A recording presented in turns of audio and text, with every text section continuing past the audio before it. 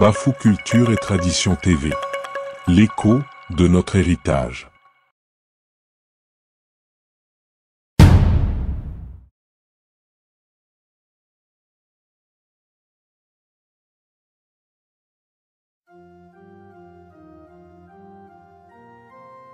Dans un monde où l'on choisit sa foi comme on choisit un chemin,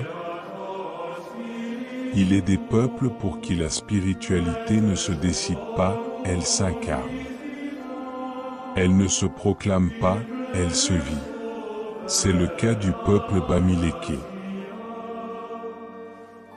Ici, la spiritualité n'est pas une religion à laquelle on adhère, ni un système que l'on rejoint par simple volonté. On ne devient pas membre de la spiritualité Bamileke comme on devient chrétien ou musulman. On n'y entre pas par conviction. Car dans la tradition Bamileke, la spiritualité n'est pas une foi abstraite. Elle est un culte vivant, une force qui lie les vivants aux morts, les descendants aux ancêtres, les familles aux fondements invisibles du monde. On ne parle pas ici de croyance, mais de liens sacrés. Et ces liens ne s'improvisent pas. On n'y accède que par trois chemins: la naissance, l'alliance ou l'adoption rituelle. Mais même pour ceux qui ont été introduits dans ce cercle sacré, l'appartenance n'est jamais acquise définitivement.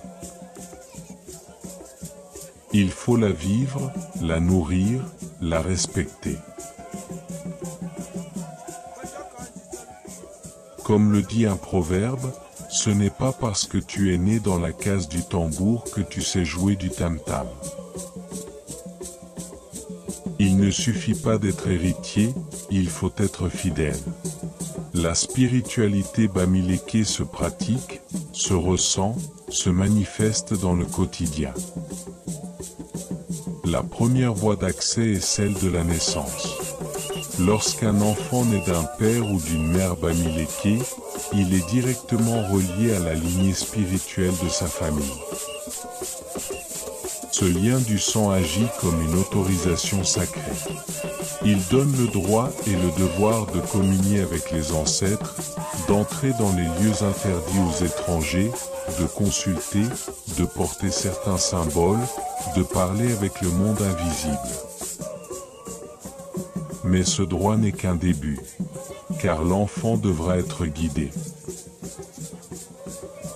On lui enseignera les tabous de la maison, les prières du clan, les noms interdits, les gestes à éviter, les lieux à vénérer. Il devra comprendre que les ancêtres sont toujours présents et que leur protection dépend de son comportement. S'il oublie, s'il néglige, s'il méprise, il rompt le lien. Et alors, même porteur du sang, il devient étranger à sa propre lignée.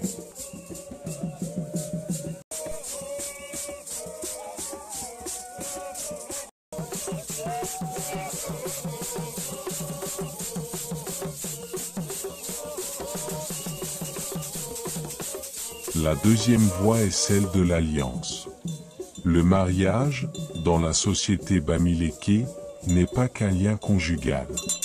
C'est un pacte de spiritualité.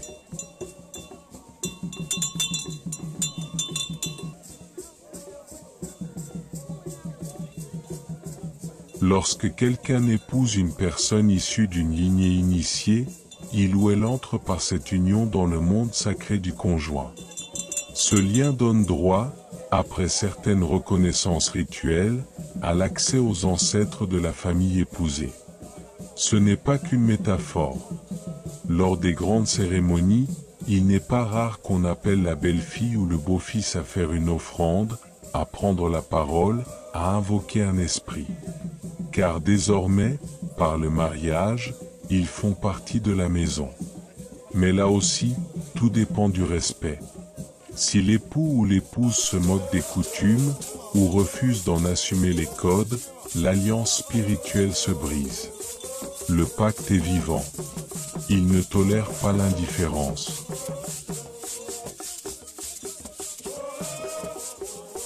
La troisième voie, plus discrète mais tout aussi authentique, est celle de l'adoption rituelle. Elle concerne les personnes qui, bien qu'étrangères par le sang et le mariage, sont cooptées spirituellement.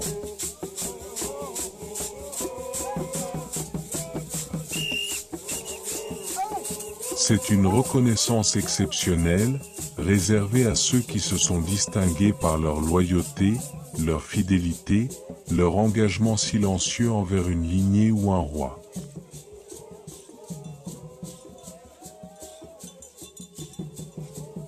Ce peut être un serviteur fidèle, un ami de longue date, ou même un étranger venu apprendre et respecter les coutumes avec humilité.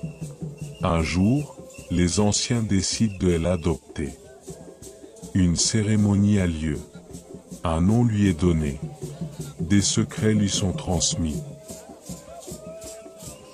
Et dès cet instant, il devient membre à part entière de la communauté spirituelle.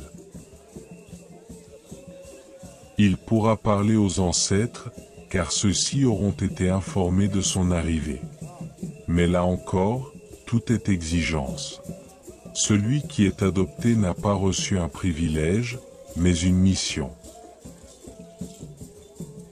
Il devra marcher droit, garder les secrets, transmettre à son tour, et prouver chaque jour qu'il mérite la confiance des vivants et des morts. Ainsi, dans la culture bamiléké, on ne joue pas avec le sacré. Il n'est ni spectacle, ni curiosité. Il est structure, racine, fondement. Et il n'accueille que ceux qui sont liés à lui par une voie reconnue et engagés dans une pratique sincère. Comme le disent les anciens, ce n'est pas parce qu'on a le droit d'entrer dans la forêt qu'on doit oublier de saluer l'arbre sacré.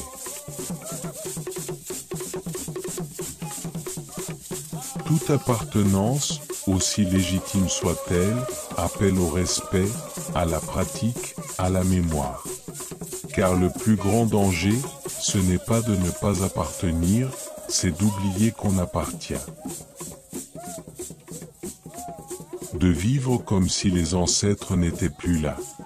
De rompre le pacte invisible qui nous protège, nous enseigne, nous juge. Alors, souvenons-nous, la spiritualité bamiléké est un héritage. Mais c'est surtout un feu à entretenir. Par la naissance, on reçoit la flamme. Par l'alliance, on y est lié. Par l'adoption, on y est invité. Mais c'est par la pratique que cette flamme reste vive. Car un homme sans lien avec ses ancêtres est comme une maison sans fondation ou un arbre sans racines. Et dans la culture bamiléké, la pire des morts, c'est l'oubli. La spiritualité bamiléké, c'est cela aussi. Apprendre à entendre ce qui ne fait pas de bruit. Un enfant qui verse quelques gouttes d'huile de palme sur la pierre des ancêtres. Une vieille femme qui allume une lampe à l'huile au coucher du soleil. Un roi qui ferme les yeux avant de parler, comme s'il écoutait quelqu'un qu'on ne voit pas. Chaque geste, chaque regard, chaque mot est une offrande quand il est chargé d'intention, de respect et de mémoire. Alors oui, on peut appartenir par le sang, par le mariage ou par la cooptation.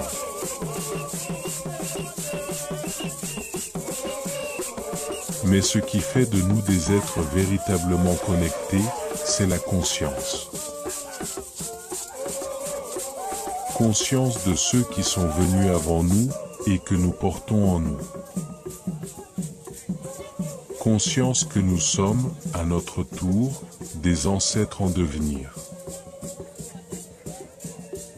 Et si un jour la parole se perd, si un jour les rites s'éteignent, il suffira qu'un seul cœur se souvienne pour que le feu sacré se rallume. Souviens-toi, les ancêtres ne meurent jamais, tant que leurs noms sont prononcés, tant que leurs gestes sont répétés, tant que leur esprit habite nos silences. Dans chaque pierre dressée, dans chaque tambour frappé, dans chaque chemin poussiéreux du village, ils marchent avec nous. Et lorsque l'oubli menace, il suffit d'une prière murmurée, d'un genou posé à terre, d'un plat partagé devant l'autel, pour que le fil se retisse. Car dans le monde bamiléké, la vraie mort, ce n'est pas le départ, c'est l'effacement.